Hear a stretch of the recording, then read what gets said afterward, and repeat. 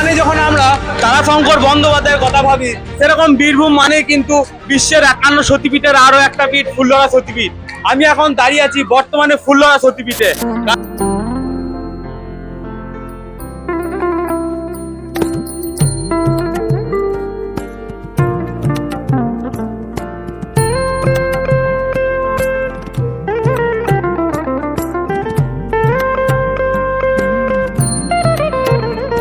কারণ আজকে মাঘী পূর্ণিমার তিথিতে আবির্ভাব হয়েছিল ফুল্লরা সতীপীঠের।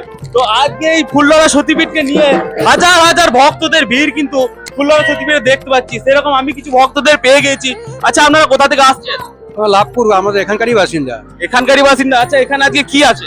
এখানে আজকে মাঘী পূর্ণিমার আমাদের যেটা জনপ্রিয় মেলা আমাদের লাভপুরের, আচ্ছা, বা আমাদের প্রত্যেক বছরই হয় এবং মহা ধুমধাম করে আমাদের এই মেলাটা হয় এবং এখানে প্রচুর লোকের সমাগম হয়। আজকের দিনে তো কমপক্ষে 1.5 লাখ থেকে 2 লাখ লোকের লোক কিন্তু এখানে আসবেই, একদম আসবেই। এরা কি পুজো দিতে আসে? মাকে পুজো দিতে আসে, দর্শন করতে আসে। এখানে ভোগের আয়োজন করা হয়, কেউ ফিরে যায় না, এখানে সবাই ভোগ খায়, সবাই থাকে এবং নো ডাউট আজকের দিনটা আমরাও যে যার কাজে থাকি সব ছুটি নিয়ে থাকি এখানে। আপনি কি করতে এসেছেন এখানে?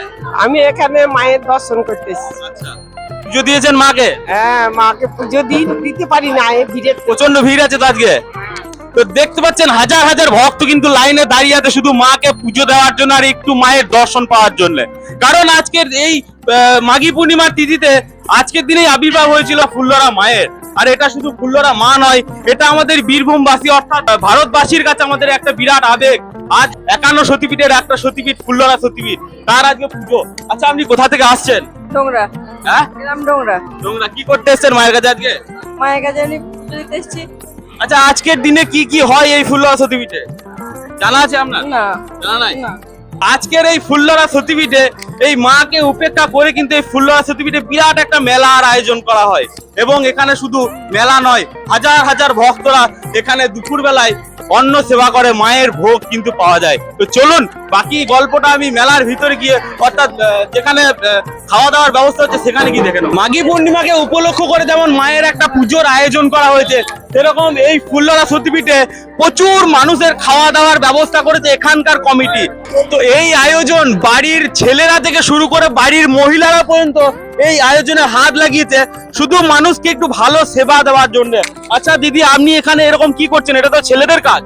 ছেলেদের কাজ হলেও আমরা সকলে মিলে এটা উদ্ধার করে দেওয়ার চেষ্টা। একটা ভগবানের নামে যেটা প্রসাদ বিতরণী চলছে, সেটা আমরা সকলে মিলে হাত লাগিয়ে সবাই মিলে এটা যেন সহযোগিতা করে। বাহ বাহ, খুব ভালো লাগলো ভগবানের নামে। আর কি বলছো শুনিনি?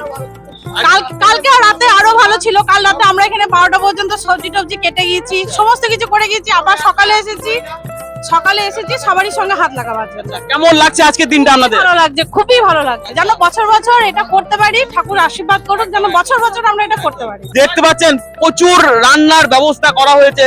আমি এখানে জিজ্ঞেস করে নেবো, আচ্ছা এখানে কত লোকের আইটেম করা হয়েছে? 10,000 লোকের।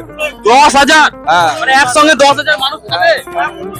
10 থেকে আরো বেশি? 10 থেকে বেশি, প্রায় 12 থেকে 13,000 লোকের আয়োজন করা হয়েছে। মানে যত মানুষ আসবে কেউ না খেয়ে যাবে না? কেউ না খেয়ে যাবে না, ফিরে যাবেন এখান থেকে, একটা লোক ফিরবে না। ঠিক আছে, এত মানুষের ঢল নেমেছে, আপনারা নিজের চোখে দেখতে পাচ্ছেন যে আমরা যেটা আয়োজন করেছিলাম 15 কোটি হবে, কিন্তু আমরা আরো আয়োজন বাড়াতে বাধ্য হয়েছি কারণ এত এত মানুষ আমাদের এখানে উপস্থিত হয়েছেন।